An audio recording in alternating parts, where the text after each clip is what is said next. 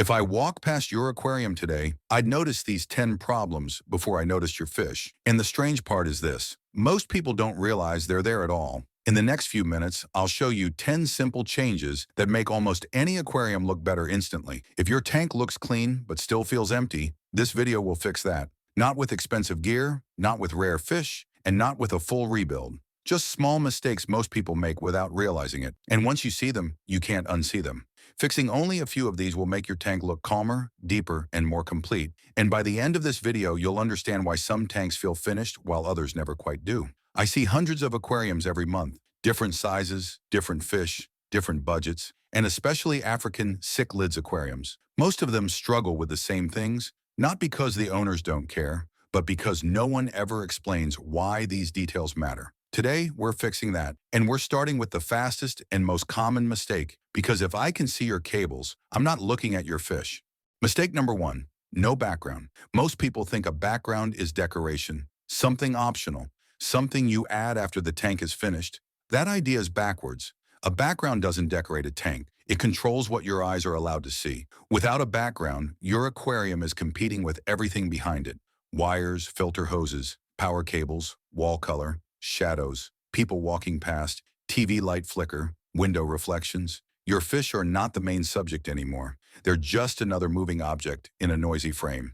And here's the part almost nobody explains. The human brain treats uncontrolled movement behind glass as uncertainty. Not beauty, not depth, uncertainty. Our eyes evolved to scan for threats first, not for aesthetics. So when there is motion, contrast, and light change behind the tank, your brain stays alert instead of relaxed. That's why you don't stand in front of the aquarium as long as you think you do. You glance, you move on. The tank never fully grabs you, even if you can't explain why. And the human eye doesn't search for beauty first.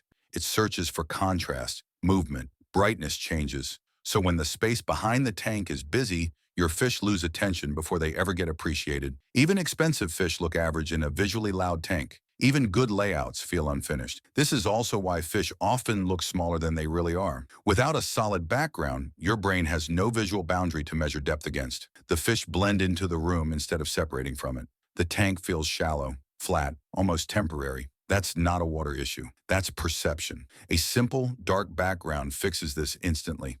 Not by adding something, but by removing everything that doesn't belong. Black pushes the glass backward. It creates depth where there was none. Suddenly, the tank feels like a window, not a box. Fish colors separate more clearly because the eye finally has a reference point. Yellows look warmer, blues look cleaner, whites look sharper. And this doesn't just affect how the tank looks in person. It completely changes how it photographs and films. Cameras struggle with busy backgrounds. They lose contrast. They flatten colors. That's why so many tanks look worse on camera than in real life. A black background gives the lens something solid to lock onto, so details finally pop the way you expect them to.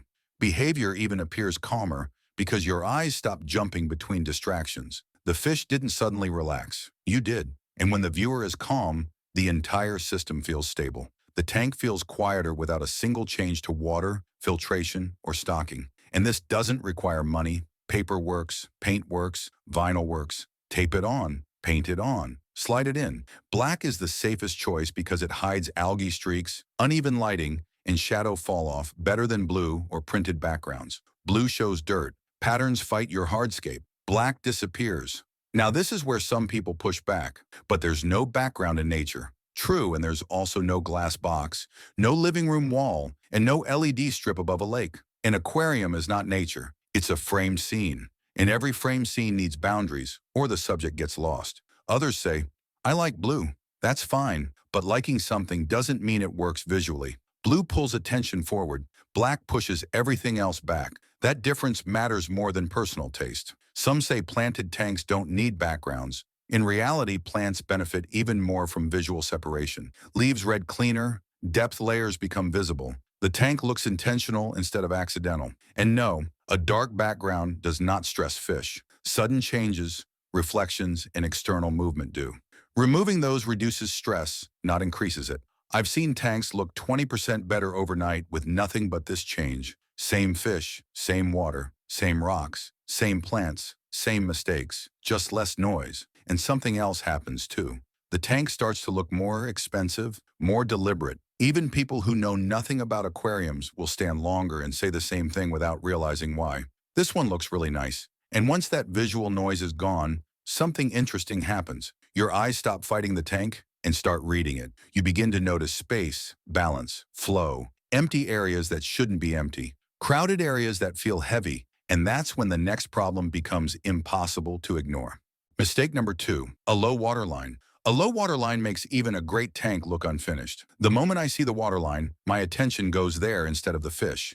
That thin strip of exposed glass at the top instantly breaks the illusion. It reminds your brain that this is a container, not a living space. And once that illusion breaks, it's very hard to get it back. This happens because the human eye is naturally drawn to edges and borders. The water line is a hard horizontal line, and the brain treats it like a visual stop sign. Instead of scanning the fish, the rocks, the depth of the tank, your eyes keep snapping back to that empty band of glass. Even people who don't know anything about aquariums notice it subconsciously. They won't say, "Your water level is low." They'll just feel that something looks off, incomplete. Most aquariums are designed to hide the water line if you fill them properly. Just a little past the rim, and it disappears. Suddenly the tank feels full, finished, intentional. The glass stops separating water from air visually, and the whole system reads as one solid environment instead of a half-used box. And this isn't only about looks. More water means more stability, more swimming space, and better dilution of waste. Water volume is one of the most underrated safety buffers in the hobby. Every extra inch of water gives you more room for temperature stability, slower chemistry swings, and more forgiving margins when something goes wrong. When water evaporates and you don't top off, the tank quietly shrinks. Not dramatically, not enough to trigger alarms, but enough to matter. A tank that should be 60 gallons slowly becomes 45. The fish don't suddenly die. The filter doesn't suddenly fail, but territories compress. Waste concentrates faster. Oxygen exchange changes. Everything becomes tighter, more pressured, more sensitive. Problems don't explode, they accumulate. This is where many people make a mental mistake. They think evaporation only removes water. In reality, evaporation removes space, and space is what keeps aquariums forgiving. Less space means less room for error, even if nothing looks wrong on the surface. Fill it up. Maximize the volume you already paid for. You bought the glass. You bought the footprint. You bought the height. Use all of it. Leaving a tank underfilled is like driving a car everywhere in second gear. It still moves, but you're never using what it was designed to do. There's also a visual effect most people don't realize. A full water line makes fish look larger and more confident. The vertical space feels complete, so the fish appear to occupy a proper environment instead of swimming under a ceiling. The tank looks deeper, heavier, more expensive. A low water line does the opposite. It makes even large fish look cramped and slightly uncomfortable, even when they're not. Some people avoid filling higher because they're afraid of splashing, jumping fish, or equipment showing, but a properly filled tank actually hides equipment better. The higher the water line, the less visible heaters, intakes, and returns become. The system looks cleaner, not messier. And if jumping is a concern, that's a lid issue, not a water level issue. The tank looks better instantly, and your fish benefit at the same time. No new gear, no new livestock, no complicated adjustments. Just using the system the way it was designed to be used. Once the tank looks full, the next thing that breaks the illusion is anything that clearly doesn't belong inside it. Mistake number 3, visible equipment.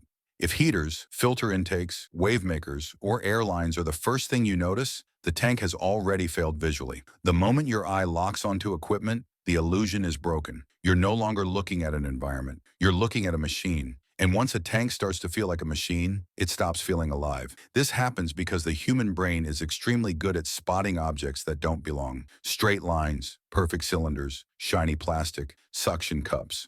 These shapes don't exist naturally in water environments, so your eye is drawn to them immediately, even if the fish look healthy, even if the water is perfect. The brain flags the equipment as wrong, and everything else loses impact. Equipment should never be the focus. Best case scenario is a sump where everything disappears below the tank. When the display tank contains only water, fish, rock, and movement, your brain relaxes. The system feels intentional and complete, but not everyone runs a sump, and that's fine. If your equipment is inside the aquarium, placement matters more than the equipment itself. Put it where your eye never lands. Back corners, behind rock, in shadow, broken up by wood or plants. The goal is not to hide equipment perfectly, but to break its shape. Once a straight line is interrupted, your brain stops reading it as an object and starts ignoring it. That's why a heater behind a rock feels invisible, while the same heater in open water feels impossible to unsee. Equipment should dissolve into the layout, not announce itself. If you can immediately point to where the heater is, where the intake is, where the wave maker sits, the layout is incomplete.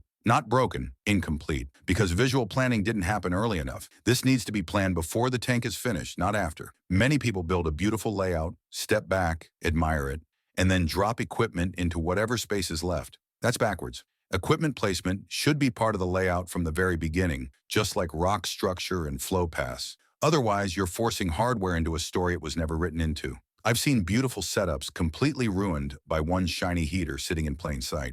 Not because the heater was bad, not because the tank was bad, but because the eye had nowhere else to rest. Every glance snapped back to that one object. And once you notice it, you can't unnotice it. There's also a subtle emotional effect most people miss. Visible equipment makes a tank feel temporary, like it's still being worked on, like it's not finished yet. Hidden equipment makes the same tank feel established, mature, thought through, even if it's brand new. That difference changes how long people stand in front of it, how often they look at it, and how proud the owner feels about it. You spent time and money on your aquarium. Don't let a piece of equipment steal attention from it. The fish didn't evolve for heaters. The layout wasn't built for intakes. Everything inside the glass should serve the illusion first and the hardware second. And this is where many people try to fix the wrong problem. Mistake number 4, thinking oxygen comes from bubbles. It doesn't. Oxygen comes from surface movement. Breaking surface tension allows gas exchange. This is one of the most misunderstood basics in the entire hobby, and it survives because bubbles look like oxygen. They move, they rise, they make noise. So the brain assumes they're doing the work. But visually active does not mean biologically efficient. A stream of bubbles mostly passes straight through the water. The contact time is short, the surface area is limited, and most of the gas exchange happens only when those bubbles finally break the surface. That's the part that matters. Not the bubbles themselves, but what happens at the surface. Surface agitation is where oxygen enters and carbon dioxide exits. When the surface tension is gently broken, gas exchange becomes constant and even. The entire tank benefits, not just the area near an airstone. Fish don't gasp. Beneficial bacteria work more efficiently. Waste breaks down more predictably. The system breathes instead of choking quietly. Bubbles look active, but they're inefficient and visually messy. Airlines create straight artificial lines that pull the eye away from the fish. Rising bubbles create visual noise that never stops. Even a healthy tank can look chaotic simply because something is constantly racing upward for no reason. And over time, that movement becomes tiring to look at, even if you don't consciously realize it. A small wave maker pointed slightly upward creates far better oxygen exchange, improves circulation, and keeps waste suspended instead of settling into dead spots. Instead of oxygen being concentrated in one column, it's distributed across the entire surface. Instead of debris falling behind rocks and under decor, it stays moving long enough to reach the filter. Flow becomes directional, not random. This also changes how the fish behave. With consistent flow and oxygen, fish hold position more confidently. They don't hover near the surface. They don't cluster around one corner. They use the full tank. And when fish use space naturally, the tank instantly looks more balanced and more alive. You get cleaner substrate, healthier fish, and a calmer-looking tank at the same time. That's the part people underestimate. Good surface movement doesn't make a tank look aggressive, it makes it look stable. The water surface moves gently. Light patterns become softer. The entire system feels intentional instead of improvised. Unlike air tubing, wave makers are also easy to hide. They're compact. They can be placed in back corners, tucked behind rock, broken up by plants or hardscape. Once hidden, they disappear completely from your visual field. No dangling hoses, no suction cups on display, no constant vertical motion pulling attention upward. Better function, cleaner look, less clutter. This is one of the simplest upgrades people resist, even though it solves multiple problems at once. Usually because bubbles feel familiar. They feel safe. They feel like what aquariums are supposed to have. But familiarity is not the same as correctness. Many tanks survive with bubbles. Far fewer thrive because of them. Once you replace visual noise with purposeful movement, the tank doesn't just run better, it reads better. The water looks alive without being restless. The fish look confident without being frantic. And that's when you realize oxygen was never about bubbles at all. It was about how the surface breathes. Now let's talk about something that changes how the tank feels the moment you look at it. Mistake number 5, lighting that's too bright. Too much light makes tanks look harsh and makes fish uncomfortable. The moment the light overpowers the scene, everything feels exposed. Colors flatten, shadows disappear. The tank stops feeling like an environment and starts feeling like a display shelf. This happens because the human eye doesn't read brightness as quality. It reads balance. When light is too strong and too even, your brain loses depth cues. There's no foreground, no background, no resting point. Everything is lit the same, so nothing feels important. The tank looks loud instead of inviting, even if the water is crystal clear and the fish are healthy. Many older aquarium kits came with very bright lights and no way to dim them, so fish were basically living under a spotlight all day. No shade, no relief, no rhythm, just constant exposure from the moment the light turned on to the moment it shut off. Fish can survive like this, but they rarely relax, and a tank full of tense fish never looks calm, no matter how good the setup is. You don't need expensive lighting, you need control. Control is what separates a tank that looks sharp from a tank that looks natural. A dimmable light lets you soften the scene, calm the fish, and improve color at the same time. When brightness comes down slightly, something unexpected happens. Colors actually look richer. Reds deepen, blues gain depth, patterns become clearer instead of washed out. Softer lighting creates shadows, depth, and contrast. Shadows are not a flaw. They're what makes space feel real. Rocks gain weight. Wood gains texture, plants gain layers. Fish can move in and out of light instead of being fully exposed all the time. And when fish can choose when to be seen, they display better posture, better confidence, and better color. Fish display better color when they don't feel exposed constantly. This isn't a lighting trick, it's behavior. When fish feel safe, they show themselves. When they feel watched from every angle under harsh light, they mute down, hover, or stay tight to cover. The tank may look bright, but it feels tense. Expensive lights are great if you want them, but even budget lights work if they allow adjustment. The ability to dim matters more than brand names, spectrum charts, or marketing promises. A simple light turned down to the right level will always look better than a powerful light stuck at maximum output. There's also a psychological effect most people don't notice. Softer lighting makes people stand in front of the tank longer. The eyes don't strain, the scene feels calm, the tank becomes something you look into, not something that stares back at you. That's the difference between a tank that gets glanced at and one that gets enjoyed. Bright doesn't mean better. Controlled means better. Controlled light gives you mood, depth, atmosphere. It turns the aquarium from a brightly lit container into a living scene that changes throughout the day. By this point, the tank usually looks cleaner and calmer, but it can still feel empty. Mistake number 6, no plants at all. Plants soften tanks. They do this in a way hardscape alone never can. Glass, rock, and equipment are rigid. Plants introduce irregularity, curves, movement. They break the harsh geometry that makes aquariums feel like containers instead of places. They break lines of sight. This matters more than people realize. When fish can't see the entire tank in one glance, stress drops. Territories feel natural instead of confrontational. Movement becomes calmer because the environment has visual pauses. Even aggressive fish appear more settled when sight lines are interrupted gently rather than blocked aggressively. They hide equipment, not by covering it completely, but by distracting the eye away from it. A heater behind leaves disappears faster than a heater behind a rock because plants move. That subtle motion tells the brain, this belongs here. Equipment stops standing out as an object and becomes part of the background. They add depth and scale. This is one of the biggest visual upgrades plants bring. Foreground leaves make fish look larger. Background growth pushes the tank backward. Suddenly, the same footprint feels deeper, taller, more intentional. Without plants, the eye often jumps straight from glass to glass, and the tank feels shallow no matter how big it actually is.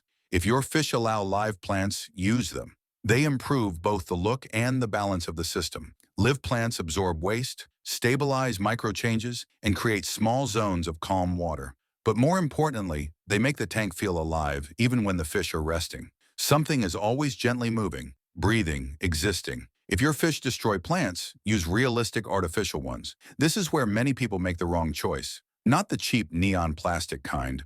Those add more visual noise than they remove. They reflect light unnaturally and instantly look fake. Use natural-looking artificial plants with muted tones and soft movement, the kind that sway slightly in flow and blend into the scene instead of announcing themselves. Artificial plants don't need to fool anyone into thinking they're real. They just need to behave correctly. Soft edges, gentle motion, natural color ranges. When those boxes are ticked, the brain accepts them as part of the environment and stops questioning them. Plants turn glass boxes into environments. This is the core truth. Fish don't live in open boxes. They live in layered spaces, vertical space, broken space, protected space. Plants create that without closing the tank off or making it feel crowded. Without them, tanks often feel sterile, even when everything else is done right. Clean water, hidden equipment, perfect lighting, and still something feels missing. That missing element is softness, life between objects. Visual breathing room. Once plants are added, the tank stops feeling like a setup and starts feeling like a place. And when the environment feels right, fish behavior, color, and confidence quietly follow. Now let's talk about shape. Mistake number 7, a flat one-layer layout. Tanks with everything pushed to the back or laid out flat look shallow and boring. Even when the tank is large, even when the fish are impressive, the scene feels thin, like a picture taped to glass instead of a space you can look into. This happens because the human eye needs depth cues to stay engaged. We are wired to explore space in layers: foreground, midground, background. When everything sits on the same plane, your eyes scan the tank once and stop. There's nothing to return to, nothing to discover on a second look. Use height. Height is one of the most underused tools in aquarium design. Vertical elements instantly create interest because they break the flat horizon line. A rock that rises, a piece of wood that angles upward, a plant that reaches into open water, these give the eye something to climb. Use layers. Create a front, middle, and back. This doesn't mean filling every inch. It means intentional placement, something close to the glass, something slightly behind it, something that disappears into the back. When layers overlap, the tank gains depth, even if the actual size hasn't changed. Let rocks and wood form paths, shadows, and visual breaks. Shadows are critical here. Flat layouts are overexposed visually. Everything is equally visible, equally lit, equally obvious. Layered layouts create dark pockets and bright openings. Your eye moves from one to the next naturally, instead of sliding across the glass and stopping. Depth makes tanks feel alive, not because fish swim more, but because space feels usable. Fish appear to enter and exit areas instead of just crossing left to right. Even slow-moving fish look more interesting when they can disappear behind structure and reappear somewhere else. Even small tanks benefit from vertical variation. In fact, small tanks need it more. Without height, a small tank feels like a bowl. With height and layers, it feels intentional in design. Size matters far less than how space is shaped. A flat layout gives your eye nothing to explore. You see everything immediately. There's no mystery, no reason to look again. That's why flat tanks often get ignored, even when they're clean and healthy. They don't reward attention. A layered layout invites it in. The eye moves, pauses, returns. You notice different things at different angles and different times of day. The tank becomes something you experience, not something you glance at. There's also a behavioral effect people miss. Layered environments reduce tension. Fish can choose elevation. They can pass above, below, or behind one another instead of constantly crossing paths. This reduces visual pressure and makes movement feel calmer and more natural. Flat layouts don't just look boring, they compress behavior into one plane. Everything happens in the open. That constant exposure adds stress even when aggression isn't obvious. Once you add layers, the tank suddenly feels larger than it is. More complex, more thought out, more expensive. The glass disappears and space takes over. Even with structure, there's one more balanced mistake people miss. Mistake number 8, too much empty open space.